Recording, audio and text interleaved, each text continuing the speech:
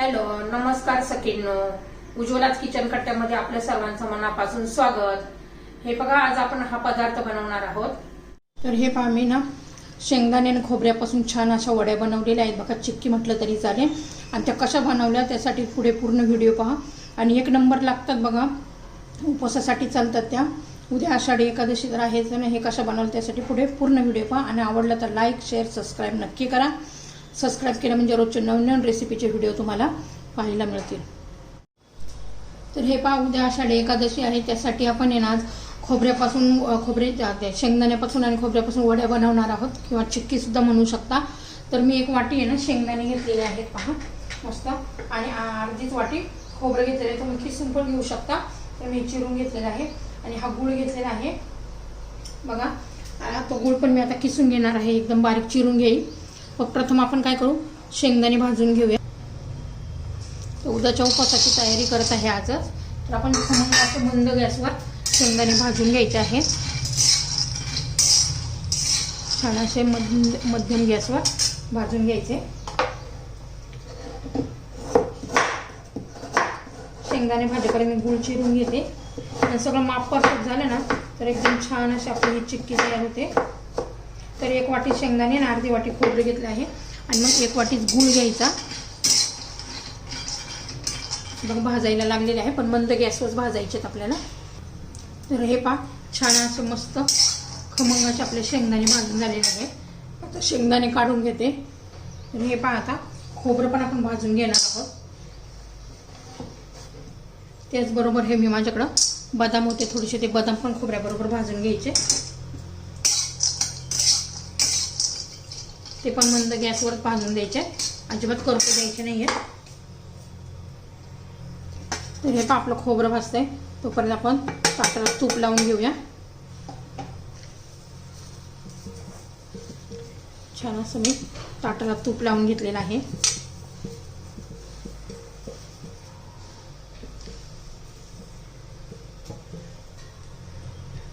तर हे बघा, आपलं खोबरं पण झालेलं आहे. आता खोबरं पण काढून घेते. हे पहा, मी 1.5 वाटी गूळ चिरून घेतलेला आहे. आता त्याच्यामध्ये शेंगदाणे, मिक्सरमध्ये शेंगदाणे घालून घ्यायचे आणि त्याची बारीक पावडर काढायची. आणि तुम्हाला जर हे टरपल काढायचे असेल ना शेंगदाण्याचे तरी चालेल, पण मी काही काढणार नाही आहे. तर हे पहा, आपण आता एकदम बारीक असं शेंगदाण्याचं कूट करून घेतलेलं आहे बघा.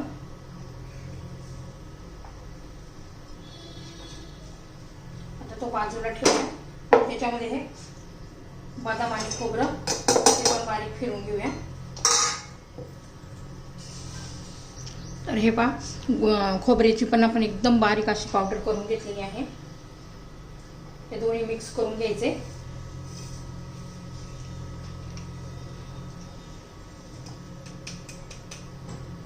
आता आपण गॅस पेटवू.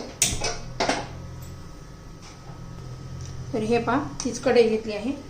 त्याच्यामध्ये 2 चमचे आपण तूप घालून घेऊ. तुपाने कशी छान टेस्ट पण येते. आता तूप वितळून घेऊ.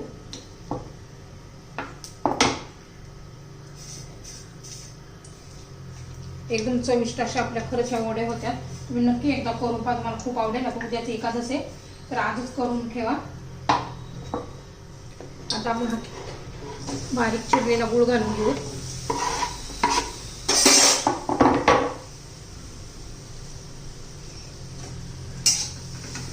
आता आपल्याला पूर्ण असा हा गूळ वितळून घ्यायचा आहे. आणि अजिबात पाणी घालायचं नाही आहे. आपण तूप घातले ना त्याच्यामध्येच पूर्ण गूळ असा वितळून घ्यायचा आहे. एकसारखा हलवायचा आहे.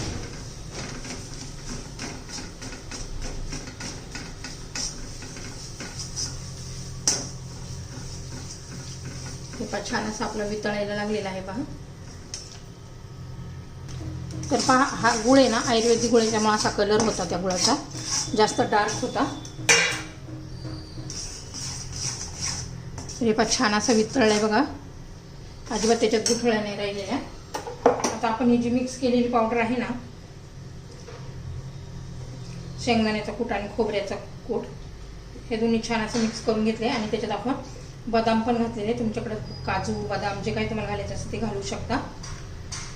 तर आता हे पहा, थोडा थोडा करून मी पहिला अर्धा घालते आणि नंतर अर्धा घालून मग मिक्स करून घेऊया.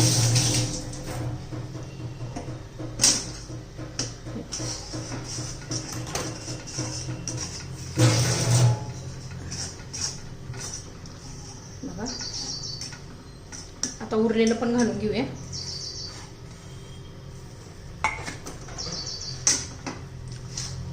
छान असं व्यवस्थित मिक्स करून घ्यायचं आहे. त्याला काही वेळ लागत नाही, पटकन होतं 2 मिनिटामध्ये मिक्स.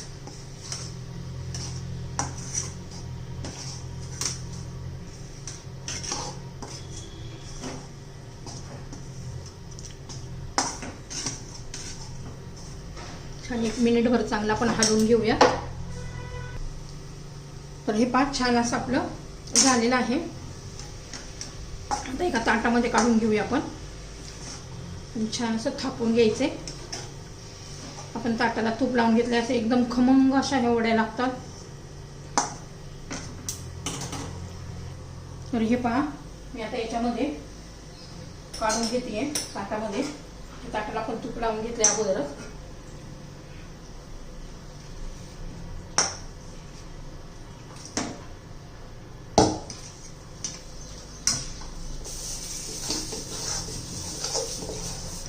तुम्ही याचे लाडू पण बनवू शकता.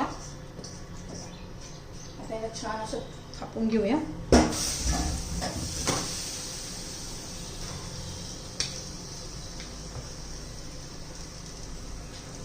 खूप गरम असतं, हाताने अजिबात करू नका. असे पेचुडीच्या साहाय्याने सगळं पण एकसारखं थापून घेऊ.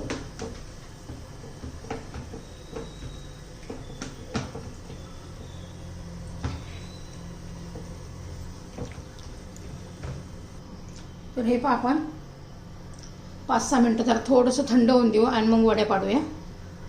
हे पहा, 2-3 मिनटामध्येच कोमट असं झालेलं आहे.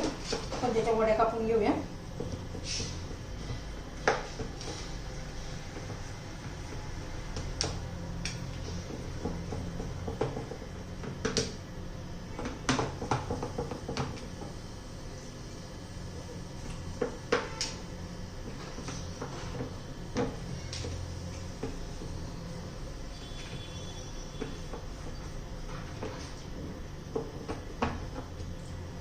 छान असं आपल्या वड्या लगेच निघतात, अजिबात त्याला वेळ लागत नाहीये आणि एकदम खमंग खुसखुशीत. हे बघा, अशा कडक वगैरे अजिबात होत नाहीये. तर आपल्या ह्या वड्या तयार झालेल्या आहेत पहा.